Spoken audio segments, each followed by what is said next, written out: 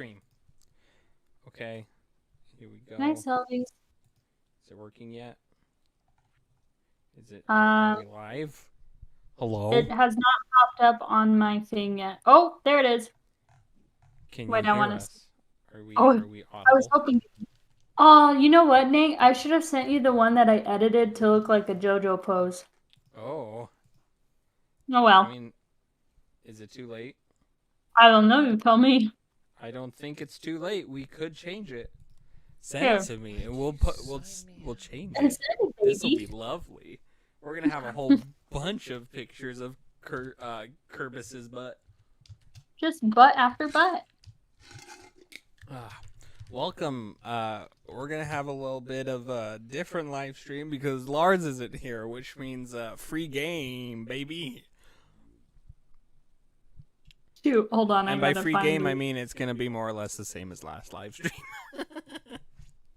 We're going to discuss ways to steal his powers. Yes. Yeah. Although That's what we need to do. Jed is here. Jed has consumed Lars, and that's why he's not here. But we get Jed on the live stream for once, which is fantastic. Which gives me about an hour's time to beg for my knees back. What is Lars doing here? Lars, go away. You're supposed to be inside of I Jed. don't see He's Lars. supposed to be dead. I couldn't contain him. I'm sorry, guys. I tried. Okay, I sent that to you, Nate. Did you, Yes. you seriously use that for the live stream thing? Yeah, I told you it's Keebus's butt. Although apparently Camille just sent me an even better Keebus's butt. Hold on. I'm still sending. Oh. What are you Send sending it on Messenger or Discord? That butt I'm sexy. sending it on Messenger. Okay. But it really do be struggling. Struggling. Please. Please, for the love. So when it says one person watching, is one of those people us? Well, I'm on there, and I think Lars is on there. We're all watching. Did it send? Hold on. Oh, on. hell yeah. It said it sent. It's sent, but Messenger on my laptop is not loading at the current juncture. Wow, the universe is not having it today. No, it's not. Not only did we start 30 minutes late because of technical difficulties, but also just the struggle bus is busing a struggle. Buggle stress. Oh, it's even better. It's better than I imagined. Oh, I forgot to respond about that. I wish I had it in like a horizontal format so that it could be seen better. But updating thumbnail, and we can actually start the discussion after that if we want. We could just, bullcrap some more, as we often love to do. Shenanigans. Shenanigans. Baby. File is too big. Damn it. Your mom's too big. Oh, God. Oh, no. Sorry, microphone. I don't want to think about the implications with that, so I'm just not gonna. I choose to be blissfully ignorant. You can't hide the weenie inside. Wait, what's the inside? Oh, wow, I don't have any of those. Dang. A fern. A truffle. Where the heck do I get a truffle? Gosh, Hey, dang it. Google. It's 0.4 megabits too big. I won't What let is? me upload it. The picture you sent. Are you It's freaking too kidding me? chunky. Google, stop. It's too much. It's too much photo chunk. Too much ass. Well, that's disappointing. Beef is I too mean, great. by the time I get it up and ready to go, it's not going to be worth it. So, welcome to the live stream. Today we're going to talk about Jed, because our live streams are always all about about Jed. It always comes full circle. Full. Jed Jed, You're how welcome. old were you when you were born? Classified. Ah, I knew it. Jed, how born were you when you were old? I've never been boring. Hello, Stardew John. Valley. Welcome. Is that the John I think it is? John Wells. It is. Hello, John. He'll know. Anyway, Mm. I guess let's go ahead and kick off the conversation, if y'all are okay with that. That's fine with me. It's a little bit of a different Jedward. Scott and I are together, which is great. Yeah. Rather than being separate, and it's just a very, very chill time. Are you back in the studio?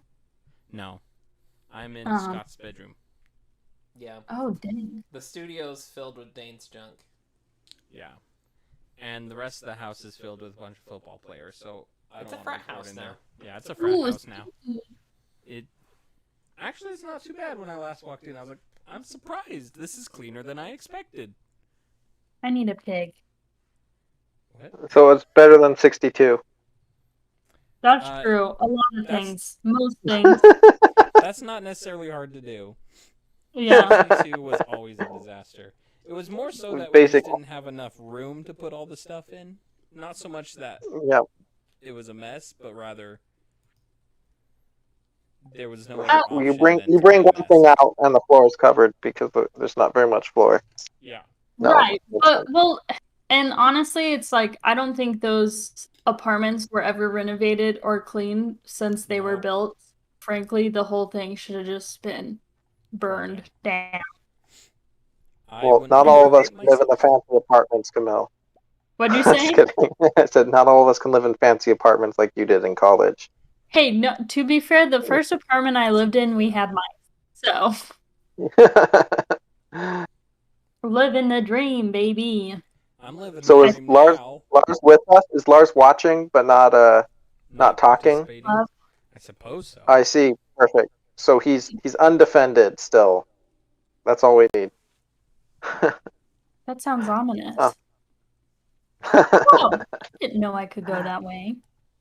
Wow, you learn new In things every case day. you Oh, haven't read, John Wells says, "Hi, Cam Cam." aw, precious and good. Precious and good. So today, we're going to talk about story structures. This sounds like a good time. This is kind of piggybacking off of on the Discord. We actually had a conversation talking about story structures. Camille shared a very interesting article. I guess article. Yeah, I guess that's the right word to use for that. It was just a Tumblr post, I believe. Yeah. But it was more or less just talking about instead of a 3-arc structure, it was a 7-arc structure. I suppose I can pull it up. Yeah, pull it up and kind of give us the lowdown. Give us the lowdown. My inventory is full. My body's gone. Is that after Okay, 5 here we or go. So it says, this is what the post says. I'll just read it for you. I always found that the 7-act structure helped me a lot more than the 3 acts. Number 1, the backstory haunts the central character. Number 2, the catalyst, gets the character moving. It's part of the story setup. Number 3, the big event, it changes the character's life. Number 4, the midpoint, it's the point of no return or a moment of deep motivation. Number 5, the crisis. This is the low point or an event that forces the key decision that leads to your story's end. Number 6, the climax. This showdown is the final face-off between you, your central character, and the opposition. And finally, number 7, the realization. Occurs when the character and or the audience sees the character has changed and or realizes something.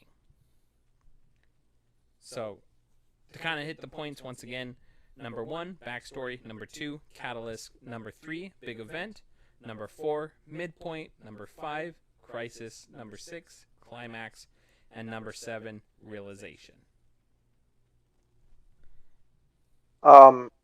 So I think it would be good to start off with just some examples of items that we've read. And what this really makes me think of is the Red Rising series, which I've been meaning to read that. Same. It's kind of a space opera, but it follows a character named Darrow, and I'm pretty sure that it's written under this structure. Right. Where essentially he keeps on going.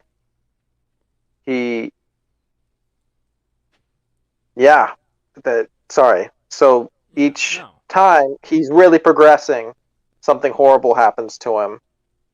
Not to get too spoilery, but every time he's progressing, something horrible happens to him.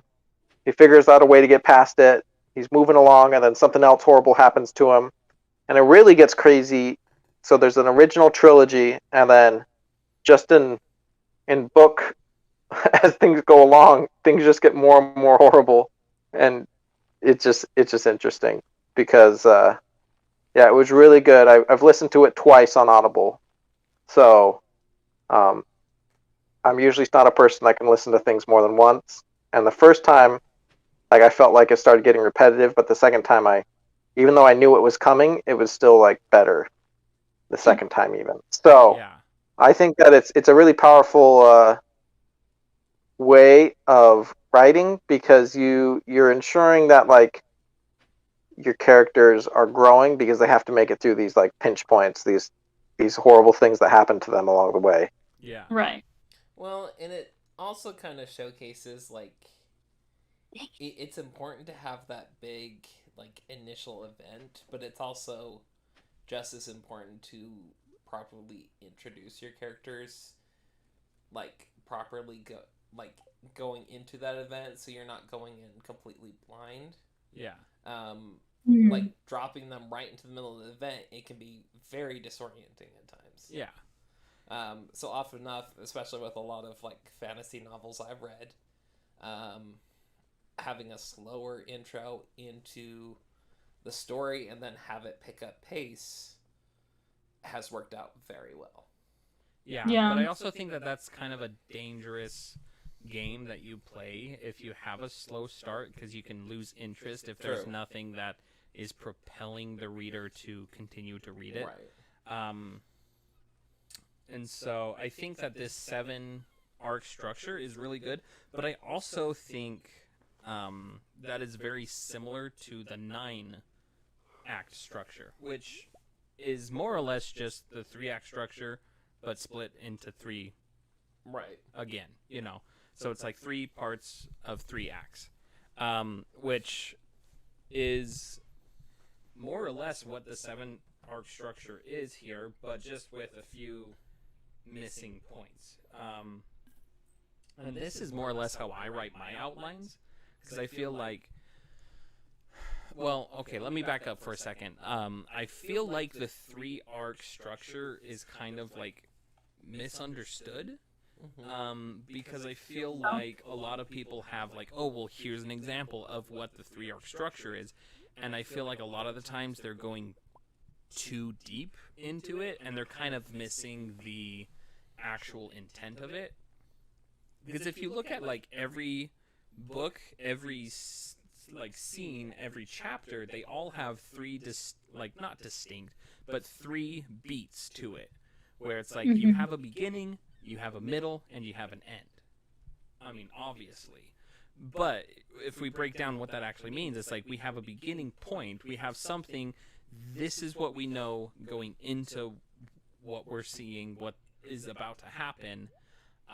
We have an understanding of what the status quo is. And the status quo can mean a lot of different things. It can mean, this is what we already know, this is life in this world, this is life in this town, and then something happens to change that status quo. So we have the status quo, we have the disruption of the status quo, and that can be something as simple as learning something about a character, or it could be something as tragic as a death, or something that shakes up what we knew when we first started.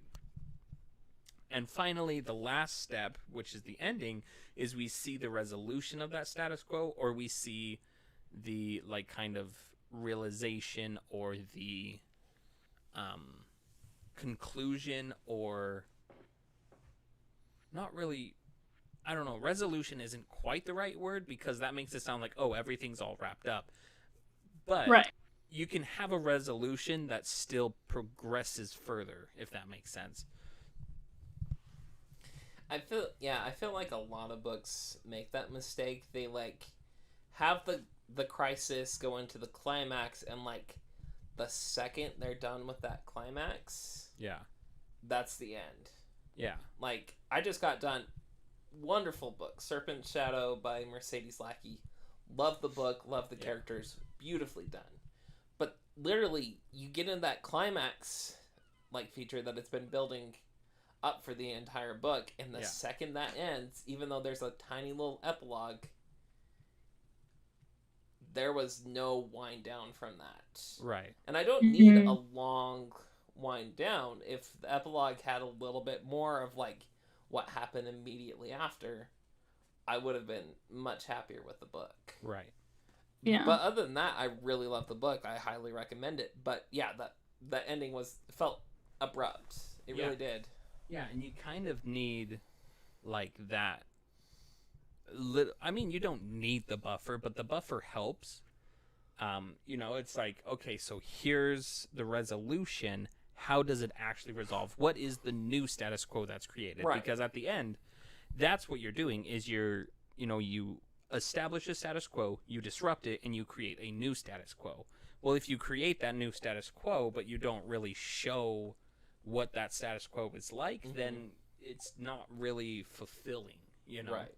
Like, you haven't really, like, shown your world how your world has changed in that instance. Yeah. Right. I think... That's kind of how I feel about the end of the Hunger Games. Yeah. Yeah. It's really rushed. Oh, yeah. I think you can kind of get away with it if you're planning, like, a longer series. Yeah, if there's a sequel. Then... Yeah, if there's, like, a sequel, or, like, there's multiple books involved. Yeah. You can answer that question in the next book. Yeah. Well, and, like, if you're setting up a sequel, then it's like, okay, here's the resolution of this part of the story. Exactly. But, like, we obviously still have a lot more to resolve, so stick around for the next. So I'm not going to show you every intricate detail until we reach the end. Right. Let's see. Okay. Oh. Yeah, and John Wells says there needs to be payoff in the resolution. Absolutely. So yeah, I think the 7 arc is just a little bit more streamlined version of the 9 arc. And let me read you the 9 arc, because I think, so basically, like I said, it's kind of following the 3 arc structure, but then it's breaking down that 3 arc structure again, which puts it into Act 1, the disruption of the status quo, which has the introduction, the action, and the complication or the plot twist. So that's, Act 1, Part 1 is the intro, Act 1, Part 2 is the action, Act 1, Part 3 is the complication to that. Then you go into Act 2, which is the consequence of that disruption of the status quo, which is Part 1, the exploration of the new world or this new situation that's been created. The second point is the point of no return. This is the midpoint where it's like there's no going back at this point. Part 3, which is kind of growing stronger and becoming, like, learning more and kind of triumphing. And then we hit Act 3, which is the resolution and the creation of the new status quo. And Part 1 of that is, like, the devastation, like, the lowest point in this story, the darkest moment, as they sometimes call it. And then you have Part 2, which is the reignition, which really, like, ramps back up the excitement, gets the characters, like, ready to tackle part 3, which is the resolution and the finale and the climax. Mm-hmm. And then, obviously you can kind of peter out the resolution as long as you need be. And I think it's important to remember that this isn't, part 1 is 30% of your book, part 2 is 30% of your book, part 3 is 30 or 33% of your book. It's like this isn't like a percentage. The 3-act story or the 9-act story is not a percentage of your book. It's just like these are the major story beats to hit in order to have a well crafted conclusion. Right. So just to have an idea and stay with me for a second. It kind of reminds me, if you've ever heard of spoon theory. Mm-hmm. And it's just the idea is like you've got a certain amount of energy throughout the day, and like each time you like do something, that's one of the spoons, and you have a limited amount of those. For each of your books, for each story, you've got a limited amount of those spoons that you can use for it. Yeah. And like it doesn't have to be 30%, 30%, 30%. Yeah. But the weight of what's happening in those sections of the story is going to take different numbers of spoons. Yeah. Like the beginning, it's important, Huh. but like that climax is going to need more spoons, like in a shorter amount of time than like the opening in the middle. Yeah. Because everything you've built up to that point is going to drop down on it. It's got more literary gravity at the end of the book. I actually really like that because like you look at Act 2, which is traditionally the longest part of your book. That's the part where you're exploring this world. Because I actually discovered the 9-arc story structure after I wrote my book, and I kind of like noticed that my story Black Wings fits perfectly into this 9-arc story structure. But I realized that maybe the first 10 chapters is, the first arc. But then the second arc is literally 35 chapters. And then the last arc is about 6. Mm-hmm. And so it's like 10, 35, 6. And it's like, a lot of the literary weight is at the end of the book. Right. But the vast majority of this But it makes no sense if there's no setup. Exactly. Before getting to that. The literary weight doesn't have anything to stand on if it's not structured well towards the start of the book. 2070. Brendo Bar Sunderwich does 20%, 70%, 10%. Yeah. 2070-10. That's actually a really good... I feel like that's a good place to start. Yeah. I mean, definitely feel it out, And that's kind of the point, is you got to feel it out. You got to find what feels natural. Right. And that's why I say don't do it as like percentages. Just like what's natural. And if you have a lot of literary weight in your second arc, then maybe make the third arc, a little bit lighter. For me, like the second arc for my story was very light. It was very much exploring the world, meeting new characters, but not a lot of actual resolution. I mean, there was obviously some, but the vast majority of that is in the end. And so you want to kind of save your spoons for the end of the story. Right.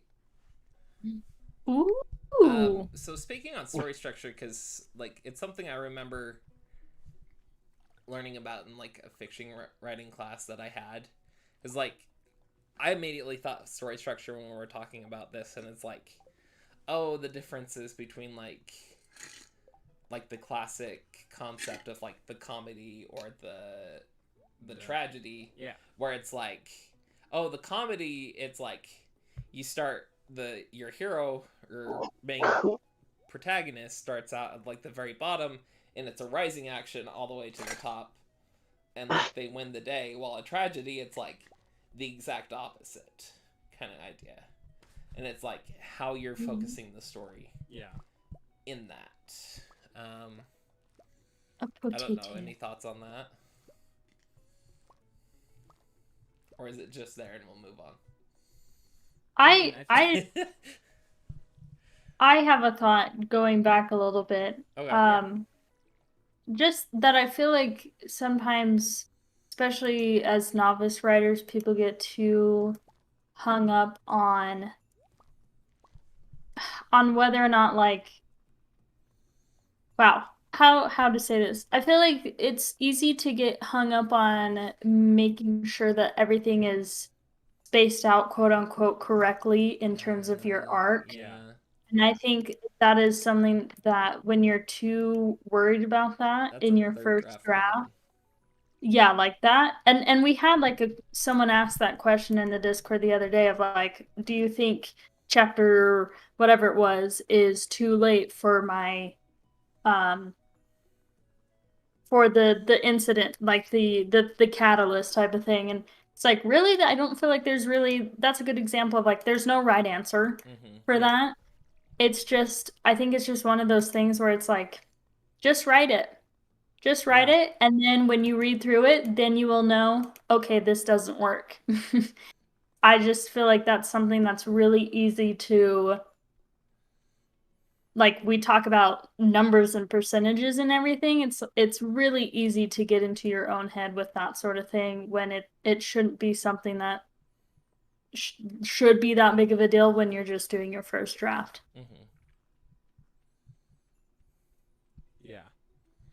Yeah, I think that about sums up writing advice in general. Like, but specifically, that's a great example of it. It's like writing advice is advice. It's not necessarily like a one thing fix all thing. And so it's like that's a prime example of it. It's like you have to feel it out. You have to, like, we can give you advice and pointers on things that might make it better, but there's a what's the word I'm looking for? There's a lecture by Brandon Sanderson where he's talking about the difference between cooks and chefs. And as a writer, you need to know the difference between cooks and, like, do you have a cook mindset or a chef mindset? A cook will follow the recipe that's written on the recipe card, and when it comes out wrong, they'll think the recipe must be wrong, like, I don't know what happened. Whereas a chef will look at it and be like, okay, we're at a higher elevation, we need to add a little bit of more water, we need to do this, and then it'll come out perfectly. And so when you're first starting out, a lot of the times the only thing you know is how to be a cook. But you have to, like, kind of experiment, see what kind of advice helps you along your way to becoming a better writer. And I think that that's a great example of that. Oh, for sure. It's Thursday. Oh, bother. I think what Lars says is awesome. When it comes to writing different acts of my book, I find that it's all comes down to what my characters need. Yeah. And yes, that should definitely be it. And like I said earlier, it's a big focus of it is just you have a beginning, you have something that changes what you knew going into it, and at the end, you have new knowledge, and that's how you should be writing each scene. That's how you should be writing your story. I'm not saying that, you have to necessarily intentionally do that, if that makes sense. Like, but if your story doesn't go anywhere, it's because you're not really exploring the intricacies of your characters, whatever it might be. You can kind of look at it and say, okay, there's no disruptions happening, and that disruption can mean all sorts of different things. Yeah, I think that's really important what you're saying, going back to Red Rising. I feel like he's really good at torturing his characters, really good at causing those disruptions in their plans. And that's written by the Pierce main Brown, character right? is Pierce Brown, yeah. It's a super good series, but I think it's agonizing as the reader to see what the characters are going through, what's happening to them, getting betrayed and like different things like that. And it's almost frustrating to read, but at the same time, it's never boring, because right when you think that you or the characters have things figured out, like paradigm completely shifts. And that's really important to the character because the character's whole thing is like adaptive intelligence, like adjusting to his situation, making the best out of everything. And so that just, without those complications, the complications take the stories from good to great.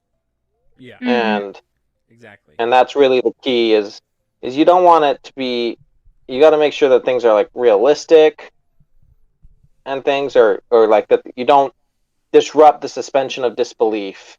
It's like, Yeah. oh, I need to pick 10 flowers and a dragon showed up. This isn't D&D. But anyway, so I think just having meaningful disruptions to your story is something that's really good. And that's something I've struggled with the story that I've been on the back burner for a while, is just making sure that there are things that the characters need to achieve. The stakes are high, and so are the obstacles. Yeah. Yeah. I think that's a great way to look at it. Yeah, then also it's kind of a risk as a garden style writer like me is you need to make sure that you have these risks and those complications. That's all I have. Yeah. Well done. No, and I think that's great. I think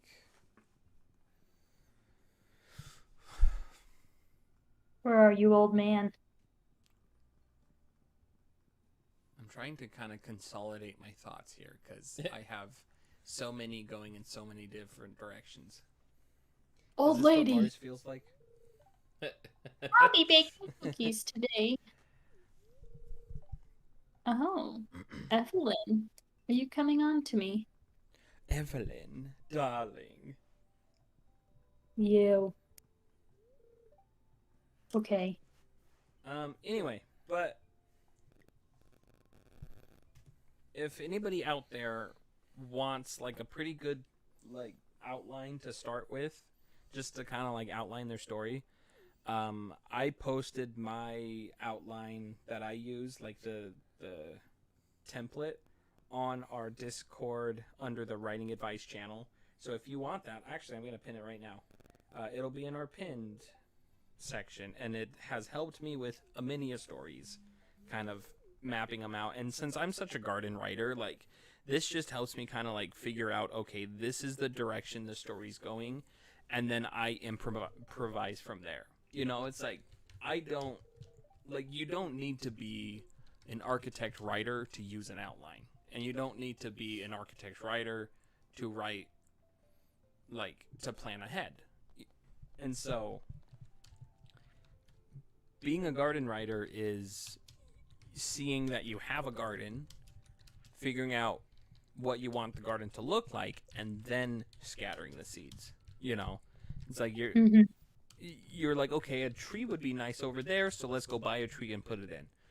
So it's like you can kind of see the start of a vision before you even start planting, and then you go hog wild.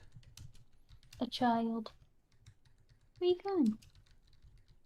So what that makes me think of as far as the garden analogy goes is even the most wild gardens, like if you're growing a beanstalk, like you have to have a lattice that it grows onto, and so it's important to have those major plot twists and major plans in mind, so that at the end of the day you're growing in a direction structure. And you're not just spreading across the ground, making a pretty weed. A pretty weed soup. Good soup. No soup for you. Good soup. 9, 7. So basically, gardens still have structure. Yeah. That's what you're saying. I mean, they still have a floor, so there's got to be at least some structure. Right? I mean, I guess you could do a hanging garden, but still, you would have to have something to hang the garden from. Blast. I like the idea of a hanging garden style, though. Yeah. A blast. Oh, I could do that. Well, anybody else have any topics that they would like to toss into the nether? Into the neither. Into the nether regions. Preferably not, actually. Hello? Buy me dinner first.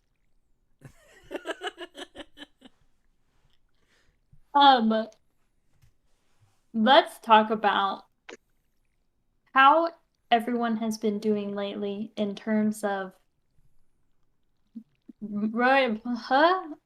me having a stroke live. How everyone's been doing in terms of Ooh, Lars has a topic. motivation. Oh, okay. Motivation? Yeah, so while Lars is typing that out, my How's motivation everyone been has doing? It's been poor. Same. Yeah. Yeah. This is why I think Lars is a motivation, creativity siphon. Yeah. A See, thief. I'm always impressed with the amount of writing Lars can get done. But here's the thing. I've come to learn that Lars is not that fast of a typer. He's just very motivated. And I'm very impressed by him. And he does it a lot. It just adds up. Yeah, just a little bit here, a little there, and it all just starts to add up. And so it's like, bada bing, bada boom. Even though I can probably type faster than Lars, I've never raced him at a type. Race? Is that what you call those? Words per minute. Yes. Speed racer. My girl. Oh, One Star, are you in the other room? I'm so early. Woo. Girl, I'm about to propose to your ass. Oh yeah. I want you to propose her ass. Yes, mama. Yeah, we did it. My motivation has been worse, yes, but it has definitely been much better. Comparatively speaking. Yeah. Honestly, just it's not so much the motivation is lacking, but and it's not that I don't have time, it's that I just have a lot of other things going on that it's like, oh, the priorities have shifted lately and writing is kind of lower down than it should be. And I need to get it moved back up. But, with moving and getting a new job and all these other things. Yeah, there are a lot of things. Yeah. And so it's not an excuse to say not to write, but it's also like... But, we use it anyway. Yeah. Do you ever feel like sometimes your stories, with writing, you're like, oh, I hyperfixated on... writing was such a hyperfixation for me for so long, and now I feel a little bit out from it. Yeah. Or are you not? A little bit. I don't think I hyperfixated too much on Black Wings, but I mean I also kind of did, in the sense of that was the only story I worked on for several years, and so even though I didn't hyperfixate on it every day or every week, it's still I hyperfixated on that story for several years, and now that I finished, quote, fingers finished it, the first draft of it, it's like I want to let my brain just go on 10,000 different tangents, and I can't really nail any of them down now. Right. Now it feels overstimulated. Yeah. That's such a mood. So Lars did drop the topic. How do you use fashion in your writing? Passion and fashion. Fashion, baby! Are we talking, how do we use it? How so?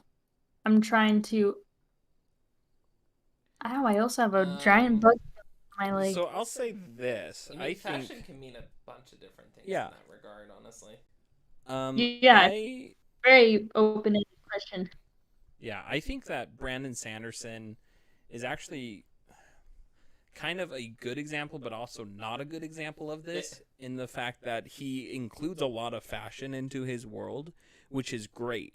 But I also feel like that sometimes comes as a bit of a distraction of the main story. However, I don't feel like he ever goes too far. I mean, obviously, if you're writing a story about a character who is very into fashion, it would be a different story. But I also think that you kind of have to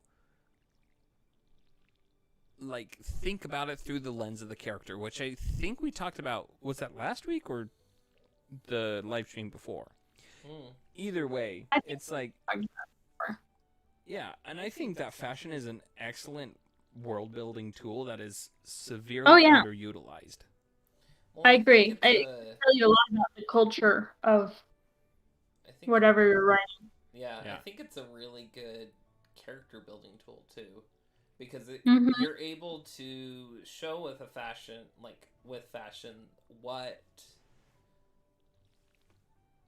that character chooses to wear, and that says a lot about like who they are. And so like when you're first initially seeing that character through your main character's eyes, like having that description, it's like, okay, the main character is getting this impression off of this person based off of how they're dressed kind of idea. And so it's going to change that, like, how they approach the person in the first place kind of idea. Yeah. Well, there's a lot of thoughts I have about fashion, but I feel like in a general sense, the inclusion of it, regardless of how, let's just say in a general sense, adds a lot of fun flavor to writing. You know, even if you're not writing a story where it's particularly like important to the plot or something like that, it still has good flavor to, for lack of a better word, to the world, because even in the IRL, like you're still aware of what people are wearing. You know what I mean? So it's still, you wear different things for different occasions, and so including things like that, it makes your world come to life more. You know, like the fact that I saw that FanX is going on tonight in Salt Lake, and I saw the 3 dudes dressed up like Avatar characters on the street, like, oh, that really stands out, you know? Yeah. That particular Yoshi warriors. Yeah, and they were all men, and one of them had like this really big beard, but their makeup was on point. It was incredible. You know, but like, I believe it. Like, but that makes, you know, like that makes something unique. That adds like, oh, that was a fun little like unique thing to my otherwise pretty boring day. So even if you don't have something in a story where it's like, yeah, fashion is a huge part, like that doesn't mean that you can't include it in one way or another, because at a very baseline way of thinking, it just adds like realism and uniqueness to your story. Like no one's wearing like paper bags, you know, like all your characters. Well, I don't know. You might want to check the chat on that one. I'm afraid. They're talking about people wearing trash bags and duct tape, but hello. I think fashion, it's kind of two-pronged. It's you establish the culture of the world with fashion, and then you establish the acceptance or rejection of that culture with your character. Yeah. And so even characters that aren't like particularly quote unquote like fashionable or into fashion, they still notice it. Like, think about, I'm maybe not the most fashion forward individual, but even I still like pay close attention to, you know, what I'm wearing, how that matches. And, you know, unfortunately, it's part of the human condition to stereotype people who are wearing different types of clothing. You know, you see somebody who's wearing like a Volcom shirt and, you know, some shorts or something. You're like, oh, he must be a skateboarder. Yeah. I mean, he might not. Or you see somebody wearing a suit and like a blazer and khakis or not khakis, dress pants. And you're like, oh, yeah, that's a businessman. It's like, he might not be. Maybe that's just how he dresses, you know? But it's like, yeah, so you still see fashion every day, and you still make assumptions based off of that fashion, whether good or bad. That's not what we're here to discuss, but it's like, you should be doing that with your character within your world as well. Like, what does somebody who might live on an island, what would they wear? Because it's obviously going to be something very different from somebody who lives, you know, in the middle of the snowy tundra. You know what I mean? And so it's like unless your character is blind, you're going to have to include what people are wearing, or what is the vibe of the different situations that they're in, you know? Yeah, exactly. Wow, hey, turn around. Turn around. And it's also a lot of fun, like, coming up with, like, different versions of clothing or different types that are exclusive to your story or exclusive to different races. Right. No, it's so fun. It's such a fun part of world building. Yeah. Just, if you're going to include clothing, don't do he wore a t-shirt and jeans, because that's boring. Give us at least a little bit more, but also don't go over the top. Feel it out. Give it a few drafts and see how it feels. Vengeance will be mine. Hey. My story starts with a bit of fashion or lack thereof. It talks about how my character is wearing shirts that are advertising his mom's work, which kind of describes like kind of economic situation for him right off the bat. Yeah. And kind of sets him up because he gets bullied in the first chapter. And so it's like, why is he being bullied? Well, he's not the most fashionable. He's he obviously, like, where a lot of these other kids kind of exude wealth, he exudes the opposite. Yeah. You know? Yeah. Poor Butto. That kind of reminds me, good old Butto Dunberg. That kind of reminds me of the book I was reading recently, Fish in a Tree, which there's a character in who wears the same shirt like every single day. But he and he kind of gets bullied about it, but then as the story progresses, you kind of find out like the significance behind I was gifted candy. What kind of candy? Carameled apple candy corns. Ooh. No. Get that good. Wow, that does taste like caramel apple. Yeah, it does. Who bestowed you that gift?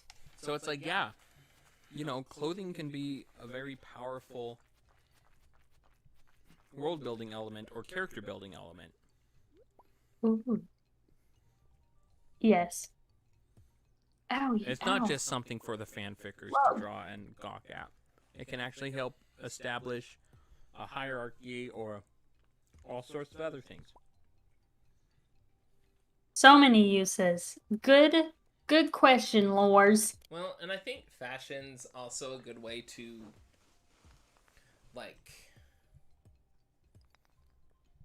describe your character. Like I was saying before, it's a really good way to describe your character, like who they are.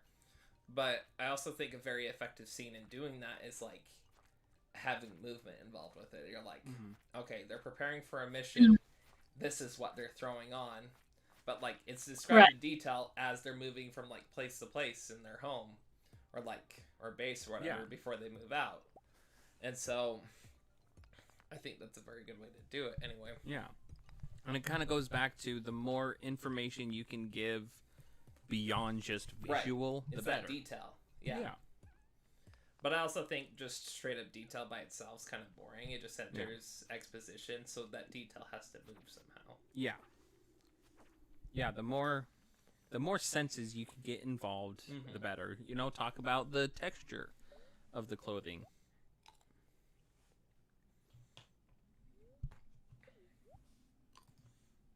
I feel like yes and no, to be honest, with stuff like that. Yeah.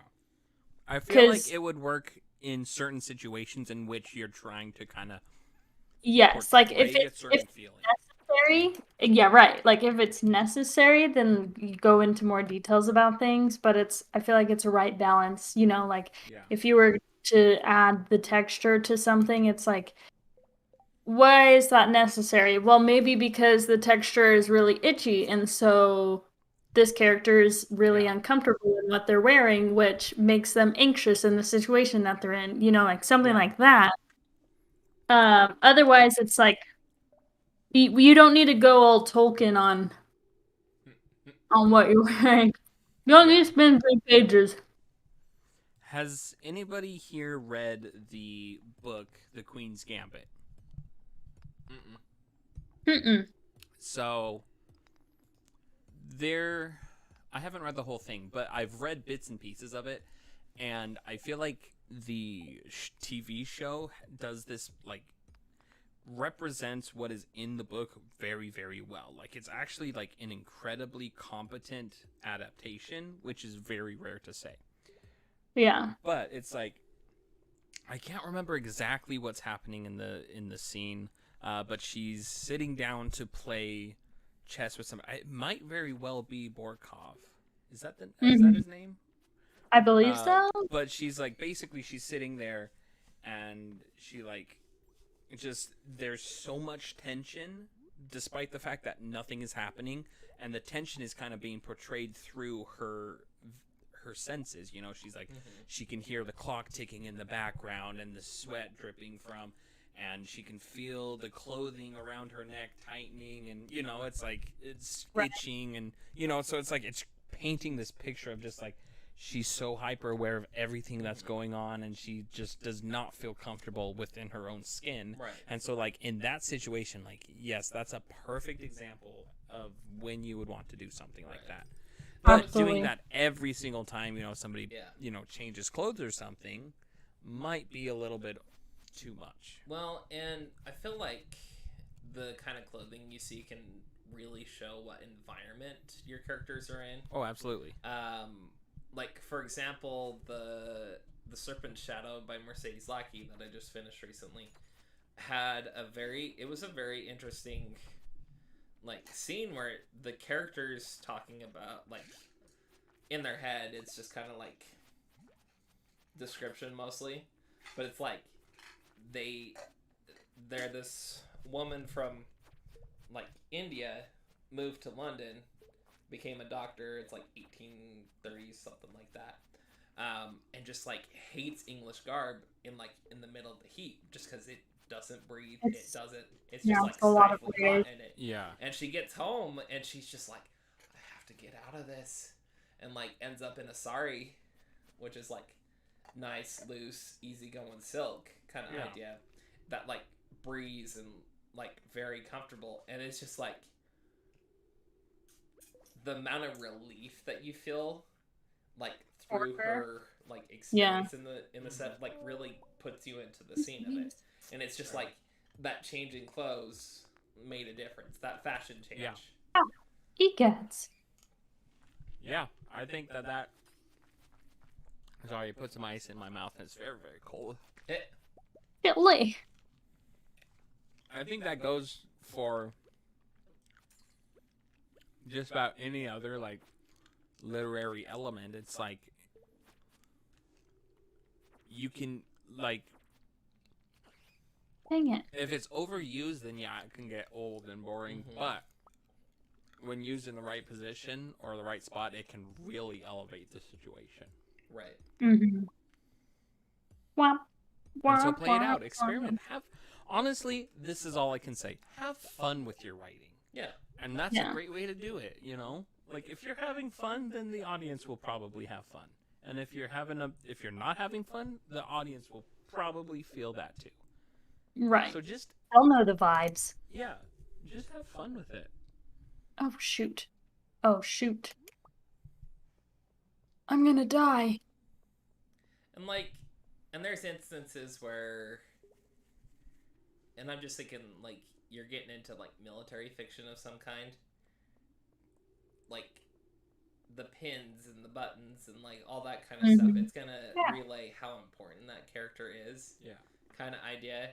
And I'm realizing now, because I'm planning, I really want to write an epic poem off of an idea that I came up with, but it's set during World War II, and like getting the outfits right and getting the names and getting like, even though they're going to be fictional characters, try to make it realistic.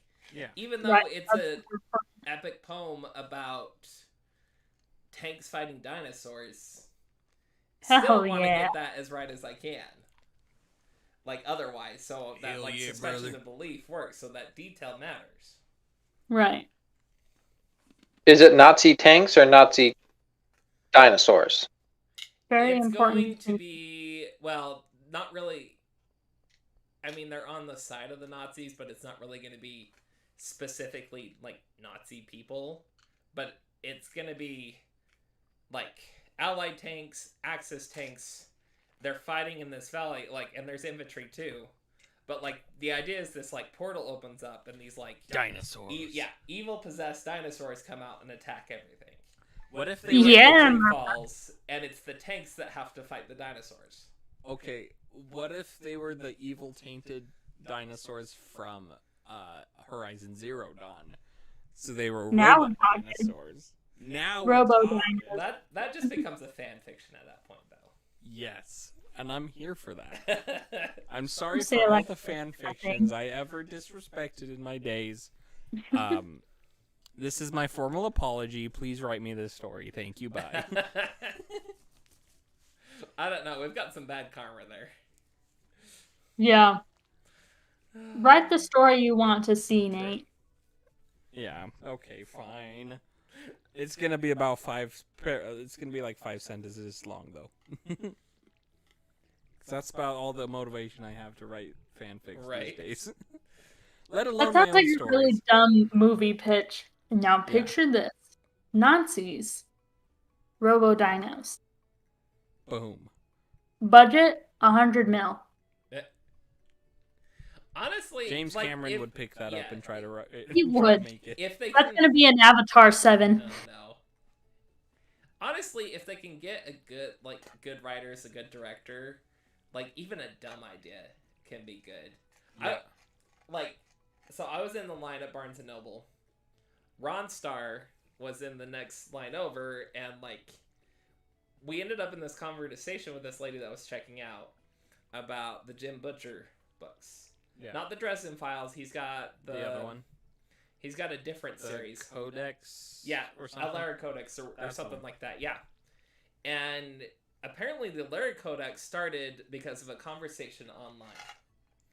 It started because somebody's like arguing, oh, well, it's the idea that matters. It's not like anything else after that. Nope. And Codex Alera, yeah, that Ron Starr gave it. Anyway, and so it's that idea that and somebody's arguing that, and Jim Butcher goes online and he's like, no, any writer can take a terrible idea and turning it into something awesome. And they're like, okay, well then prove it. And he's like, okay, I want you guys, like the internet, to come up with the 3 worst ideas that you can, and I'll put it into a book. Well, I love that. The plan was just one book. He made a series out of it. Yeah.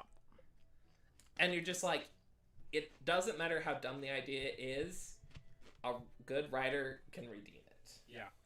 And it doesn't matter how good the idea is, a bad writer can destroy it. Exactly. Exhibit A, Sword Art Online. Like, that was such a great premise and such a great setup. And my word, were the characters terrible? And was Soiled it? Soiled it.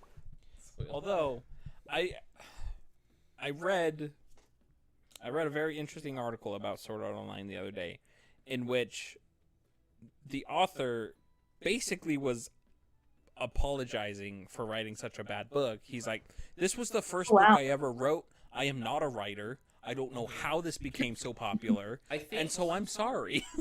I think it just dropped into the meta at the right when it needed to. Yeah. It's kind of what happened with Harry Potter. Yeah. As well, Harry Potter hit exact right time. It like caught everybody's attention, interest. This is something new. This is gonna change everything, and it did. Yeah. Kind of idea, and then we had Sword Art Online, and then all of a sudden, oh, look at all these other isekai stuff, and it's still coming out, kind of idea. Yeah. The Last Airbender. Yeah, the live action Last Airbender was a hot mess. We don't talk about that. Yep. Well, you know what? This is the good part about the Avatar Last Airbender, is that it existed and it got more people into the Last Airbender because of it. Yeah. There you go. Like my dad. My dad loves Avatar Last Airbender. That's so because wholesome. he watched the movie with us. He's like, I thought it was pretty good. I was like, oh no, Dad, no, this was horrendous.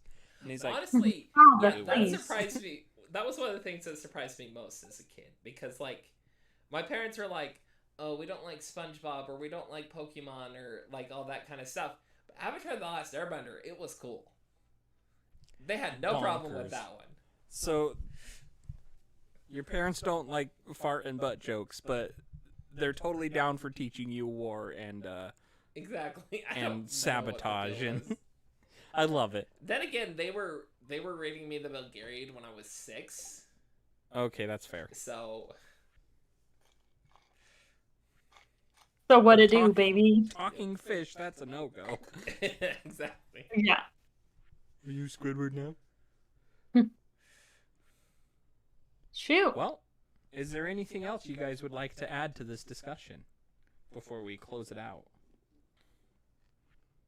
Oh. No.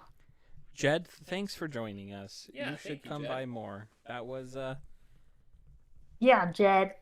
perfect. How close are we to marrying Our Lady from... I think either tomorrow or the day after. Oh, did I hear a Jed spawn?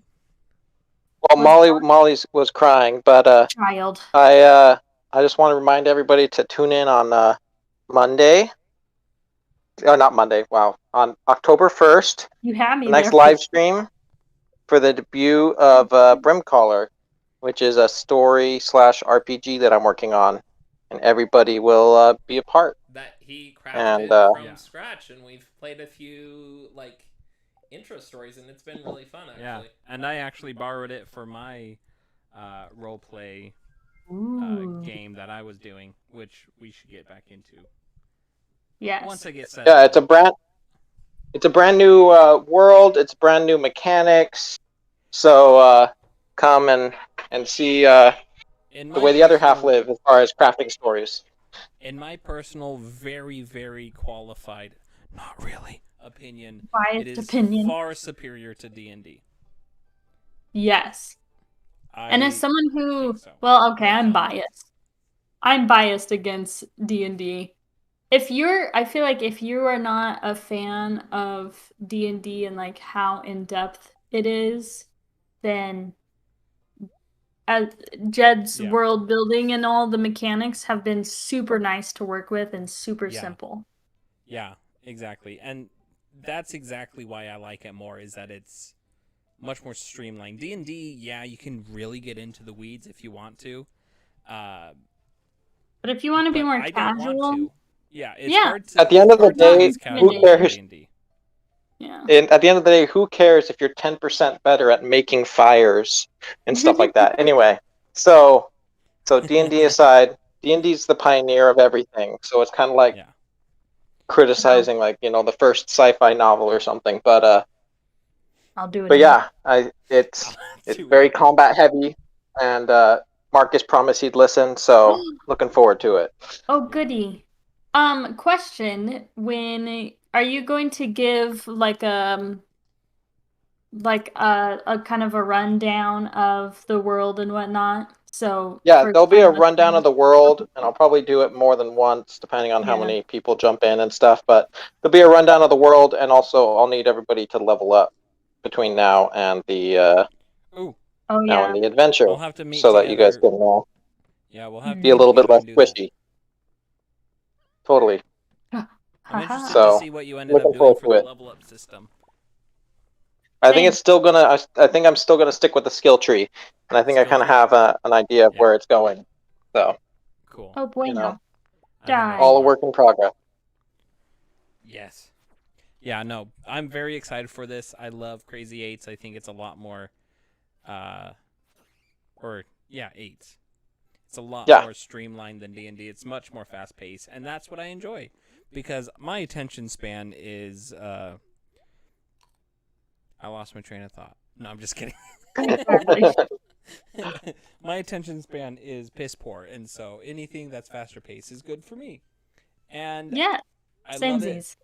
I'm very excited to play with you all. Looks like a very delicious cave carrot. Yum. Yeah, looked a little 13 crusty. hearts. You're 13 Anyway, heart.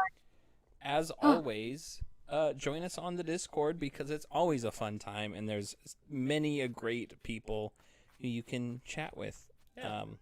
Also, share us around. I mean, we don't usually ask this, but any exposure we get is good exposure, and it helps us to have more fun and do more fun things. Anyway, Camille, give us the stamp of approval, shall we? I will. Thank you, Jed, for joining us. And like always, bye, Mom.